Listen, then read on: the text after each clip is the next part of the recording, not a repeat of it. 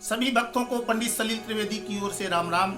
जय श्री राम। भक्त श्री बालाजी महाराज जी के चरणों में नमन कर श्री राम कथा का शुभारंभ करता हूँ। प्रिय साथियों, हम लाख प्रयत्न करने के बाद भी दीपक की ज्योति को नीचे नहीं कर पाते।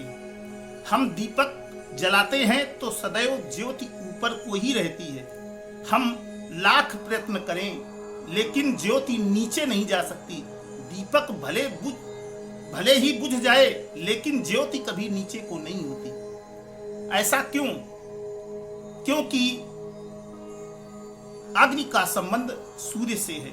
अग्नि का स्वामी सूर्य है, तो अग्नि की ज्योति सदैव अपने स्वामी सूर्य अर्थात ऊपर की ओर ही रहती है। उसी तरह से हम प्रयत्न करने के बाद पानी को अर्थात जल को कितना ही ऊपर पहुंचा दें, लेकिन जब भी उसे मौका मिलेगा तो वो आएगा नीचे ही। ऐसा क्यों?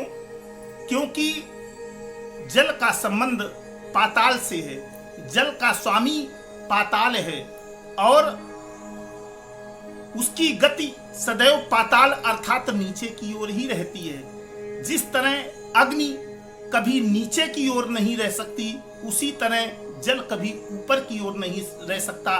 सभी का संबंध अपने अपने स्वामी से है। जिधर जिसका स्वामी है उधर ही उसकी गति है। प्रिय साथियों, एक बड़ी ही रोचक कथा आपको सुनाता हूँ।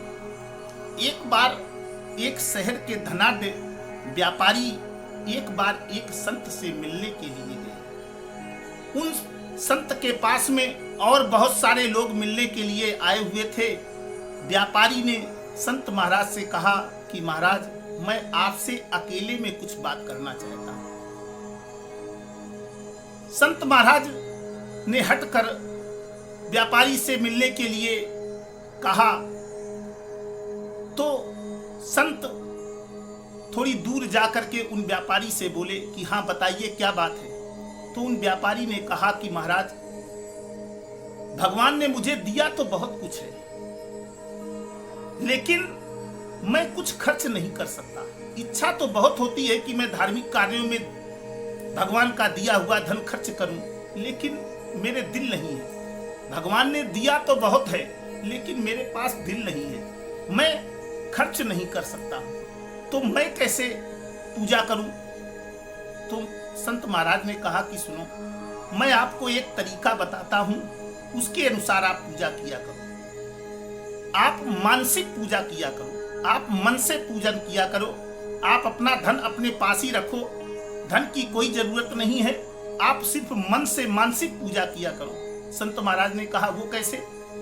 तो व्यापारी ने कहा कि वो कैसे? तो संत महाराज ने कहा कि आप नित्य स्नान इत्यादि करके आसन बिछा करके बैठ जाएं और नेत्र बंद करके मन में भगवान का मन से आवाहन करें। और जब भगवान आ जाएं तो उनको सुंदर सुंदर सुगंधित द्रव्यों से उनको स्नान कराएं, उनको स्वर्ण के आभूषण पहनाएं, सुंदर सुंदर वस्त्र पहनाएं और अपने हाथों से बना हुआ सुंदर व्यंजन उनको नित्य बनाकर भोग लगाया करें। वो व्यापारी घर गए और उन्होंने वैसा ही किया। स्नान इत्यादि करके आसन बिछाया और नेत्र बंद करके भगवान का आवाहन करने लगे और भगवान उनके मन में आ भी गए। उन्होंने स्नान इत्यादि कराया। उसके बाद में उनको आभूषण मन के द्वारा आभूषण पहनाए, वस्त्र पहनाए और उनको स्वर्ण जड़ित सिंहासन पर बैठाया और भगवान का भोग लगाने लगे। वो उस दिन भगवान को देसी हलवे का भोग बना रहे थे और एक चम्मच चीनी डाल करके जैसे ही दूसरी चम्मच चीनी डालने लगे तो मन ने उनका वहां भी साथ नहीं छोड़ा। मन ने सोचा कि एक चम्मच तो डाल दी, दूसरी चम्मच तो बचा लो। और ऐसा सोच करके वो चीनी का चम्मच वापस डिब्बे में डालने लगे। तुरंत वहां भगवान प्रकट हो गए और हाथ पकड़ लिया कि अब तो छोड़ दे, इसमें तेरा क्या जा रहा था? ये तो मन के द्वारा ही भोग लगा रहा था, यहाँ तो छोड़ दे। जब ही उसके नेत्र खुले, भगवान के चरणों में गिर गया, भगवान से क्षमा प्रार्थना मांगने लगा। तो प्रिय साथियों, ये मन जब तक भगवान के चरणों से बंधा रहता है तभी तक ठीक रहता है। जहां ये भगवान के चरणों से अलग हुआ, वहां ये गलत मार्ग पर गया।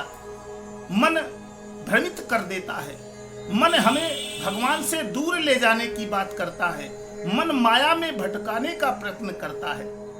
तो प्रिय साथियों, भगवान मन के द्वारा भी अपने भक्त पर कृपा करते हैं।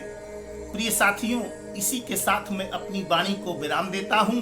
आप लोगों को ये कथा यदि अच्छी लगे तो अधिक से अधिक लोगों को भेजकर लाइक, कमेंट्स व सब्सक्राइब करने को कहें। धन्यवाद आप सभी लोगों को। जय श्री राम।